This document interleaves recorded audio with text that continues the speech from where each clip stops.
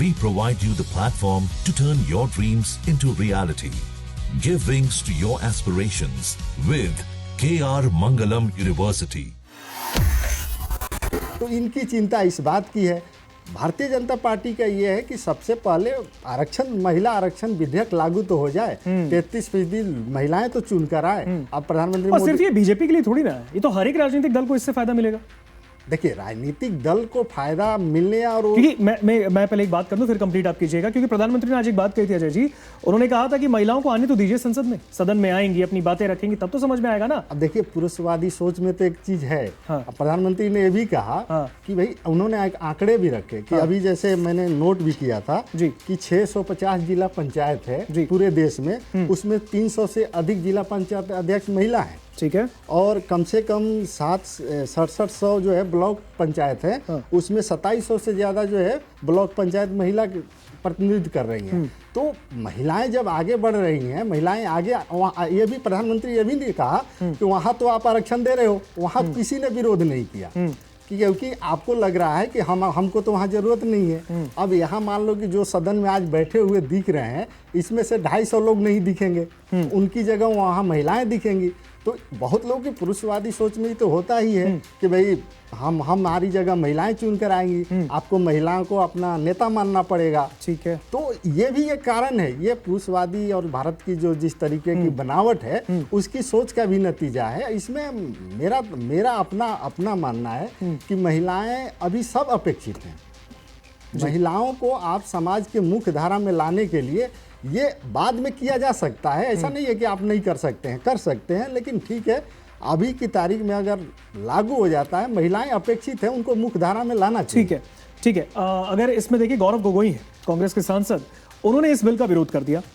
Reason ये था, वजह उसके पीछे उन्होंने ये कहा कि ये परिसीमन के इरादे से प्रेरित बिल है, ना कि इसमें कोई महिला आरक्षण बिल है। ऐसे में उनका कहना है कि शर्मनाक है कि राजनीतिक महत्वाकांक्षाओं को छिपाने के लिए महिला आरक्षण का इस्तेमाल किया जा रहा है। सेम यही बात अखिलेश ने भी कही कि बीजेपी नारी का नारा बना रही है। तो इस तरीके से विपक्षी बयान का जो इत्तेफाक आप उससे कितना रखते हैं? क्योंकि जिस तरीके से कांग्रेस सांसद का बयान आता है, विरोध करते हैं, अखिलेश ने कहा कि नारी का नारा बना रही है बीजेपी, तो ये कहां तक सही है? देखिए, सही और गलत, मैं तो वही बात कर रहा हूँ कि सियासी पार्टियों की अपनी एक मजबूरी है। हाँ। कोई सही और गलत नहीं होता, वो अपना वोट बैंक देखता है। ठीक है। और उस वोट बैंक में कांग्रेस को ये लग रहा है कि हमने जो 60 साल में जो हमने किया जी, जो राहुल गांधी आज ओबीसी SC ST की बात करते हैं कि भाई सरकारी नौकरियों में नहीं है, IAS अफसर नहीं है, सचिव नहीं है, सेक्रेटरी नहीं है, तो क्या कांग्रेस के सरकार रीजन में थे? नहीं थे। आपने भी तो वही काम किया था। और इनको ऐसा लग रहा है कि अगर हम ओबीसी की राजनीति करके, क्योंकि एक ओबीसी का चंक है देश में, और उस भावना को हम जगाएंगे, उस भावना को अगर, और इस पूरे मामले पे अजय जी, ये बात प्रधानमंत्री ने भी संसद में कहा कि मैं खुद भी उस समुदाय से आता हूँ, लेकिन संविधान ने मुझे ये सिखाया कि मैं सबको लेकर आगे चलूं एक साथ।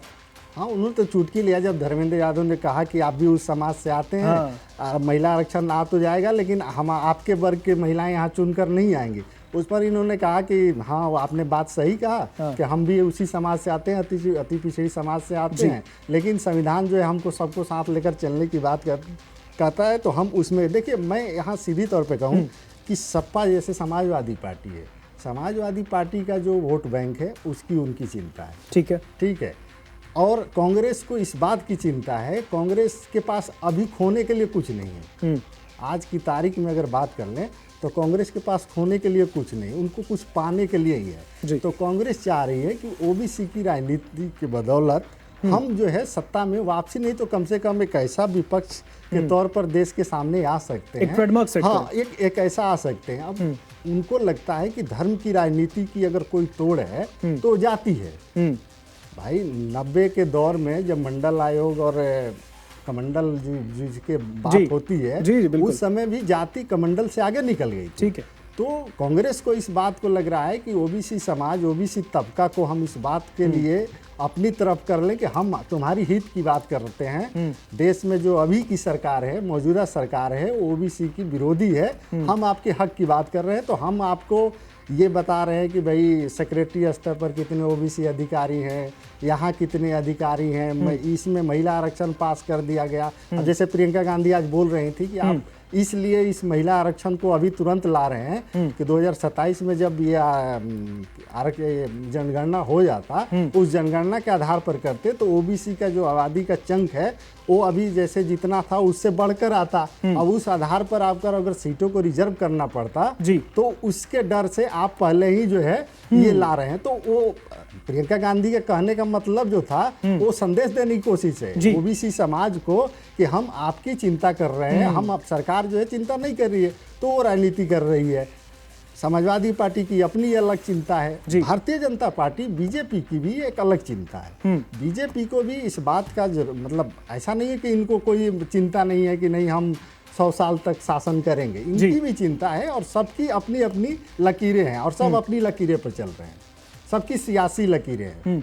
अगर महिला आरक्षण विधेयक जिस तरीके से अभी 3 दिन का जो लाया जा रहा है, क्योंकि 2023 में सरकार ने कहा था कि जब 2027 का आरक्षण ये जनगणना के बाद हम इसको लाएंगे, लेकिन प्रधानमंत्री मोदी ने कहा कि अगर 2029 में भी हम लागू नहीं कर पाएंगे तो बहुत लंबा बहुत आगे चला जाएगा, बहुत आगे चला जाएगा। तो ये तो बात 2023 में भी स्पष्ट था कि भाई आप उसी समय अगर ये कर देते कि भाई उसी समय जनगणना कराने के बाद होते तो आज ये आपको मतलब फिर से नहीं लाने की जरूरत पड़ता, संसद का 3 दिन सब नहीं लाना पड़ता। तो सबकी अपनी सियासी मजबूरियां हैं, सब अपनी सियासी रोटी सेक रहे हैं। बिल्कुल, लेकिन अगर इसमें हम अभी पूरा मामला अगर हम देखें, यहाँ पर ये तक भी कहा गया स्पीकर की तरफ से पहले जब चीज़ें शुरू हुई, स्पीकर लोकसभा के ओम बिरला उन्होंने कहा ज़रूरत पड़ी तो इस पूरे मामले पे हम 18-18 घंटे भी चर्चा करेंगे।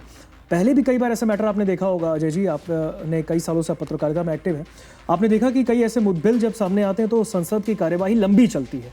क्या लगता है आपको जिस तरीके से अब जो ये महिला विधेयक वाला मामला सामने आया है, इस पर भी ये कार्यवाही लंबी खींचने की उम्मीद है? जैसे आज ही रात 11 बजे तक सदन की कार्रवाई बढ़ाई गई है, क्योंकि इसमें क्या है कि जब तक चर्चा की प्रक्रिया है, हालांकि देखो मेरा तो एक मानना है कि ये अपनी अपनी बात तो लोग कह लेते हैं, लेकिन जो सरकार का विधेयक का एजेंडा सेट होता है ना, वो पारित ही होता है। बिल्कुल। और आप इस तरीके से मतलब ये इस पर भी एक जरूरत है कि भाई आप कानून जब प्रारूप बनाकर लाते हैं, ड्राफ्ट बनाकर लाते हैं, बिल्कुल, तो उस ड्राफ्ट पे आपके पहले पूरी प्रक्रिया हो चुकी होती है, जेपीसी को और ये वो फलाना चिलाना आप कर चुके होते हैं। आप एक तरीके से रस्म अदायगी करने के लिए सदन में आप चर्चा करा लेते हैं, सियासी पार्टियां अपनी अपनी बात रख लेती है। ठीक बात है। लेकिन आज की तारीख में अगर मान लो कि कल की तारीख में इस विधेयक पर सरकार की मंशा हो जाए कि नहीं इस विधेयक में हमको कुछ संशोधन करना है, तो फिर क्या होगा? विड्रॉल तो नहीं करेंगे ना, क्योंकि आप जब विड्रॉ करेंगे तो फिर ये सरकार के देश में मैसेज आएगा कि सरकार तो पीछे हट गई।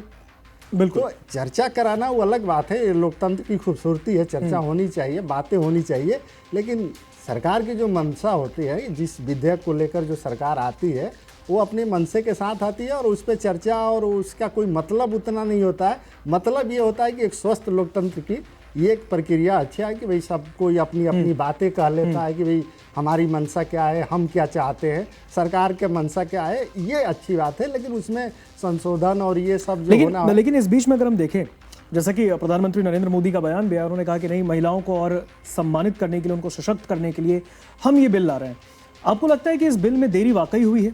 हमने 75 साल पूरे किए आज़ादी के, उसके बावजूद लेडीज पावर संसद में बढ़ाने के लिए, चाहे हम राज्यसभा अगर बात करें विधानसभा में सीटों के बढ़ाने की, लोकसभा में सीटों के बढ़ाने की, उनमें महिलाओं के लिए आरक्षित भी रहेंगी सीटें।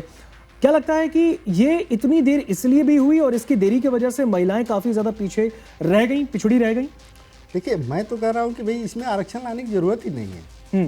भाई आप राजनीतिक पार्टी है, आप टिकट दो ना, आप 50% टिकट दो, किसने रोका है?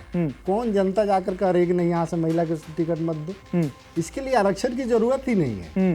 भाई आप राजनीतिक पार्टी चलाते हैं, 543 में से 250 सीटें दे दो आप बिल्कुल महिलाओं को, यानी आधी जो सीटें होंगी वो महिलाओं को दे दो। किसने रोका? इसके लिए तो आरक्षण की जरूरत ही नहीं है। लेकिन फिर भी अगर 33 साल पहले, मतलब मैं तो कह रहा हूँ पुरुषवादी सोच जो है उसको आज भी इसको पीछे रोक रही है और उससे भी रोक रहे थे। अब इसमें बहुत सारे राजनीतिक पार्टी की अपनी मजबूरियां है। भाई आज की तारीख में किसने रोका है कि भाई आप महिला अध्यक्ष बनाओ, आप महिला विंग बनाते हो पार्टी का? किस राजनीतिक पार्टी का आप मुझे नाम बता दीजिए, किसी भी राजनीतिक पार्टी के महिला विंग का जो अध्यक्ष होता है वो कितना पावरफुल होता है?